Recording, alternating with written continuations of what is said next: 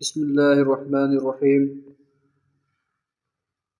پیچھے ہم نے جو کتاب کا سلسلہ بنایا تھا باب کا، تو ہمارے 10 جو باب تھے وہ کلیئر ہو گئے تھے۔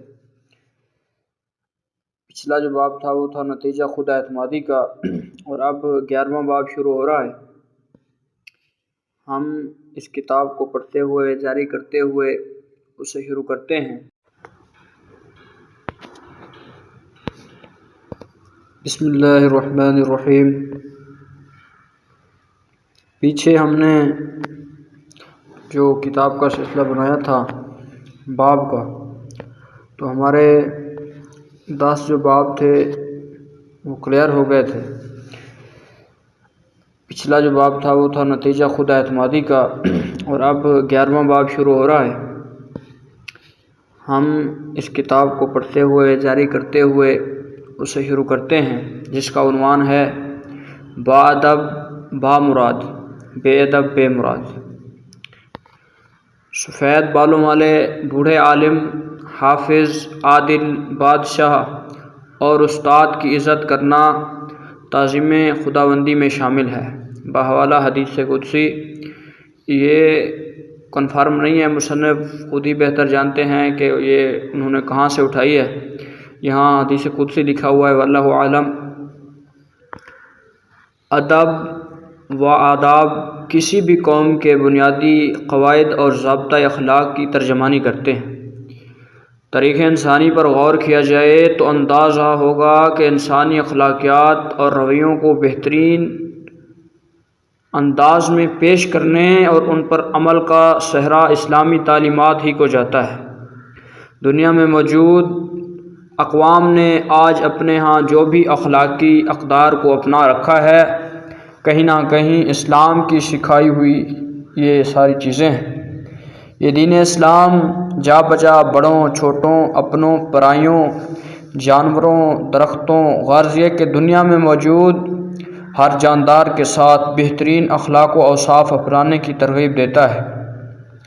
بحیثیت مجموعی دیکھا جائے تو کوئی بھی ایسا انسان جو ادب و آداب اور اخلاق کے بنیادی اصولوں سے دور ہو، وہ نہ تو اس دنیا میں کوئی مقام بنا پاتا ہے اور نہ ہی اگلے جہاں میں اس کی عزت کی امید کی جا سکتی ہے۔ ادب و آداب کا ذکر ہو تو بڑے چھوٹے، اپنے پرائے، جانور، پھل اور پھول، بوٹے وغیرہ، غرض یہ کہ تمام کے تمام ہی انسان کے ادب و آداب کے حقدار ہوتے ہیں، مگر ان میں اولین ترجیح ہمارے والدین اور خونی رشتہ داروں کو حاصل ہے۔ اللہ تعالیٰ قرآن میں بارہا والدین کے ساتھ اچھے برتاؤ کا حکم دیتے ہوئے فرماتے ہیں، اور آپ کے رب نے فیصلہ کر دیا کہ تم اس کے سوا کسی اور کی عبادت نہ کرو اور والدین کے ساتھ بہتر سلوک کرو۔ اگر ان میں سے کوئی ایک یا دونوں تمہارے سامنے بڑھاپے کی عمر کو پہنچ جائیں تو انہیں اف تک نہ کہو اور نہ ہی جھڑکو، اور ان سے احترام سے بات کرو، اور ان پر رحم کرتے ہوئے انکساری سے ان کے سامنے جھک کر رہو، اور ان کے حق میں دعا کیا کرو کہ اے میرے رب ان پر رحم فرما، جیسا کہ انہوں نے رحمت و شفقت کے ساتھ مجھے بچپن میں پالا تھا۔ بحوالہ سورہ بنی اسرائیل آیت نمبر 23 اور 24۔ میری والدہ نے بچپن سے ہی مجھے یہ بات ذہن نشین کرا دی تھی کہ اللہ تبارک و تعالی جب بھی کسی انسان سے خوش ہوتا ہے تو اسے وصف ادب ادا کر دیتا ہے۔ مجھے آج بھی وہ دن یاد ہے جب اسکول سے گرمی کی چھٹیوں کے دوران میں اپنی والدہ کے ہمراہ اپنی نانی اماں کے گھر کچھ دن گزارنے گیا تھا۔ نانی ماں کے ساتھ کسی بات پر ناراضگی کا اظہار کرتے ہوئے میں نے بنا سوچے سمجھے کچھ غیر مناسب الفاظ ادا کر دیے۔ میری والدہ جو کہ یہ سب دیکھ رہی تھی، مجھ سے مخاطب ہوتے ہوئے کہنے لگی کہ علی بیٹا، اللہ پاک آپ سے ناراض ہو چکے ہیں، کیونکہ بے ادب لوگوں کو پسند نہیں کرتے، اور مجھے افسوس ہے کہ آپ بھی انہی بے ادبوں میں شمار ہو گئے۔ اماں کے یہ الفاظ مجھ پر بجلی بن کر گر پڑے تھے۔ اماں خاموش تھیں، نانی اماں ناراض تھیں، اور اللہ تعالیٰ بھی مجھ سے ناراض تھے۔ یہ سوچ مجھے سخت بے چین کر رہی تھی کہ میرا شمار بے ادب لوگوں میں ہوتا ہے۔ میں اس رات خوب رویا، اللہ سے معافی مانگی، نانی اماں کو منایا اور اماں کو جا کر گلے لگایا۔ سب سے معافی مانگ کر دل کو کچھ تسلی تو ملی، پر آنسو تھے کہ تھمنے کا نام نہیں لیتے تھے۔ میں اماں سے بار بار ایک ہی بات پوچھنے لگا کہ اللہ آپ بھی مجھ سے ناراض ہیں؟ اماں نے پیار سے مجھے آغوش میں لیتے ہوئے کہا کہ نہیں، اب اللہ پاک ناراض نہیں ہیں، وہ آپ سے راضی ہو گئے ہیں۔ لیکن ایک کھٹکا ایک وہم تھا جو مجھے بار بار اماں سے یہی سوال پوچھنے پر مجبور کر دیتا تھا کہ ماں آپ کو کیسے پتہ کہ اب اللہ ناراض نہیں ہے؟ اماں جان نے اس وقت بہت خوبصورتی سے میرے اندیشوں کو دور کرتے ہوئے سمجھایا کہ پتر، با ادب لوگ جھکے ہوئے انکساری والے ہوتے ہیں، بالکل اسی طرح جس طرح پھلدار درخت ہوتا ہے۔ اس لیے اللہ جنہیں ہدایت دے وہ بھی جھک جایا کرتے ہیں۔ اماں کی یہ بات اس دن میں نے یوں پلے باندھی کہ آج بھی ہر جگہ ہر موقع پر جھک جانے کو ترجیح دیتا ہوں۔ میرا سچے دل سے توبہ کر لینا اور سب سے معافی مانگ لینے کا یہ عمل شاید میرے رب کو پسند آ گیا تھا، اور اس نے مجھے معاف کر کے زندگی میں دوبارہ بے ادب لوگوں میں شمار ہونے سے ہمیشہ کے لیے بچا لیا۔ اگر بات کی جائے کل انسانیت کی تو یہ وصف اللہ ہمیشہ اپنے بہت عزیز بندوں کو عطا کرتا ہے۔ دنیا کی تاریخ ایسے عظیم لوگوں سے بھری پڑی ہے جنہوں نے خدمت خلق کو اپنایا، اور اس عادت نے انہیں کامیابی کے دہانے پر لا کھڑا کیا۔ انسانیت کی خدمت ایسا کام ہے جو کسی بھی انسان کو نہ صرف دنیا میں بلکہ اگلے جہاں میں بھی ممتاز بنا دیتا ہے۔ آج ہم دیکھتے ہیں کہ کس طرح یہ ادب ہمارے معاشرے میں ناپید ہو کر رہ گیا ہے، اور اس کے ساتھ ساتھ کامیاب لوگوں کی تعداد بھی نہ ہونے کے برابر ہے۔ میں دنیا بھر میں کامیاب لوگوں کو پڑھنے اور ان سے سیکھنے کی کوشش کرتا ہوں، اور حیران کن طور پر یہ دیکھتا ہوں کہ وہ تمام جنہوں نے دنیا میں کامیابی کے جھنڈے گاڑے، وہ اپنی ذاتی زندگی میں بہت جھکے ہوئے انتہائی با ادب لوگ ہیں۔ اس کے برعکس آج کے نوجوانوں کو دیکھتا ہوں تو دل خون کے آنسو روتا ہے۔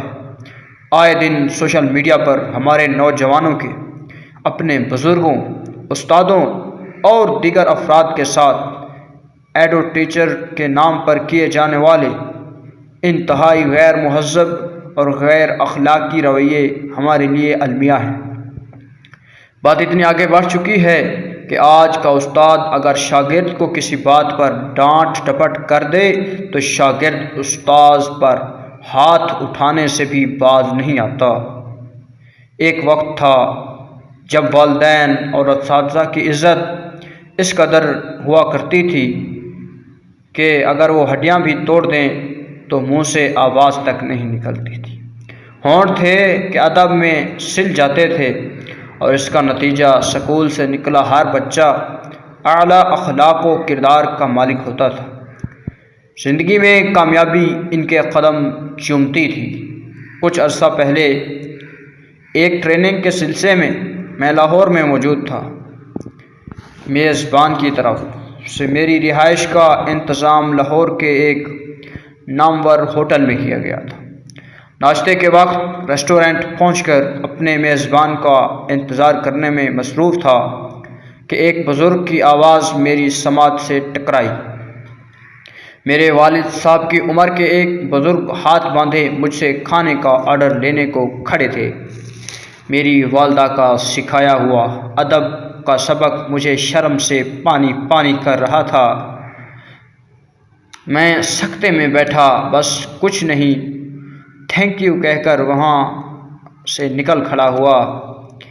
میرا تعلق ایک عام پاکستانی خاندان سے ہے جس میں گھر کے بزرگوں کی عزت ہر چیز سے مقدم رکھی جاتی تھی۔ بزرگ اگر چارپائی پر بیٹھے ہوں تو ان کے سرہانے کی طرف بیٹھ جانا بے ادبی تصور کیا جاتا تھا۔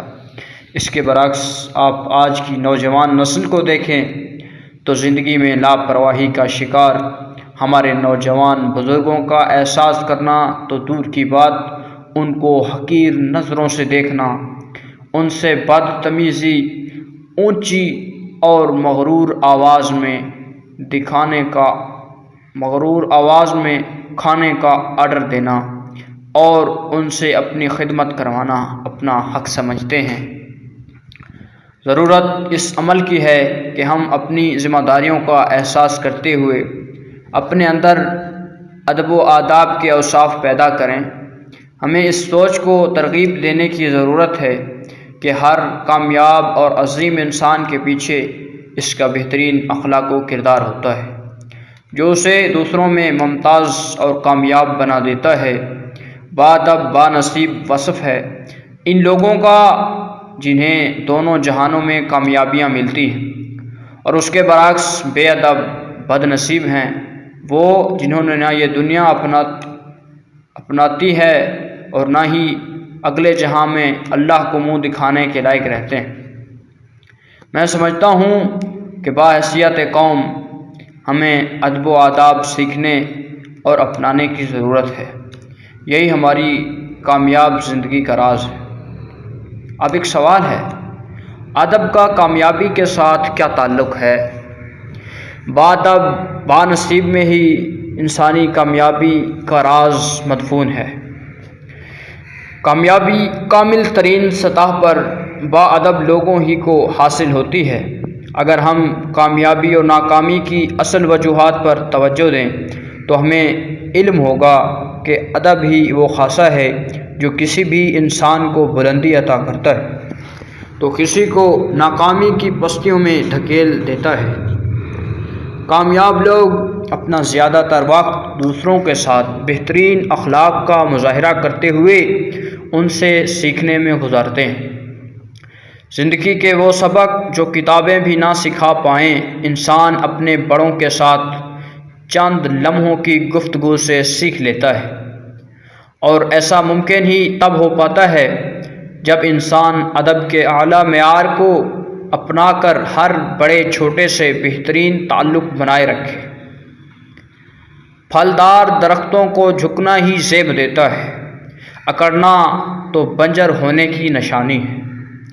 کامیاب فرد کی کامیابی اس کے ارد گرد اس کے متعلقین ہوتے ہیں۔ کامیاب فرد خوشحال طبیعت کا مالک، انکسار پسند شخص ہوتا ہے جو نہ صرف خود کو بلکہ اپنے سے جڑے ہر انسان کو عزت و تکریم کی نگاہ سے دیکھتا ہے۔ جدوجہد کرتے ہوئے اسے اپنوں کا ساتھ ان کا سہارا ہوتا ہے جو اسے کڑے سے کڑے وقت میں بھی آگے بڑھتے رہنے کا حوصلہ دیتا ہے۔ اعلیٰ اخلاق اور دوسروں کے لیے مثبت سوچ کے نتائج ناقابل یقین حد تک کامیابی ہوتے ہیں۔ میں دنیا بھر کے لوگوں کی سکسیس سٹوریز پڑھنے کا شوق رکھتا ہوں۔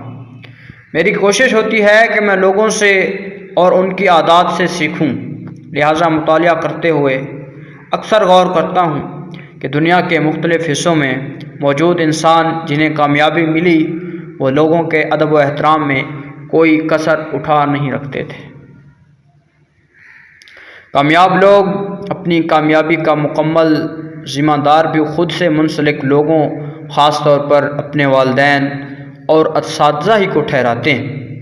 ہم جب ان لوگوں کی کامیابی پڑھتے یا سنتے ہیں تو بعض اوقات یہ جملے بہت رسمی سے معلوم ہوتے ہیں کہ میری تمام تر کامیابی کے پیچھے میرے والدین یا اساتذہ کا ہاتھ ہے، جبکہ حقیقتاً یہ بھی ادب کا ایک پہلو ہے۔ کامیاب لوگوں میں کا عنصر نہ ہونے کے برابر ہوتا ہے اور ان کی تمام تر توجہ ہم پر ہوتی ہے۔ یاد رکھیے گا، شمع کا کام ہے جلنا، وہ جل کر ہی دنیا کو روشنی بخشے گی۔ خود کو جھکا کر دوسروں کو اپنی ذات سے عزت اور محبت دیتے رہنا ہی میرے نزدیک کامیابی ہے۔ اس باب کا یہاں پر اختتام ہوا۔ اس کے بعد اگلا جو باب ہے اس کا جو عنوان ہے وہ ہے بڑا ہی بہترین عنوان ہے کہ سمت کا تعین کرنا، یعنی آدمی سمت کا تعین کیسے کرے، وہ انشاءاللہ ہم اگلی ویڈیو میں دیکھیں گے۔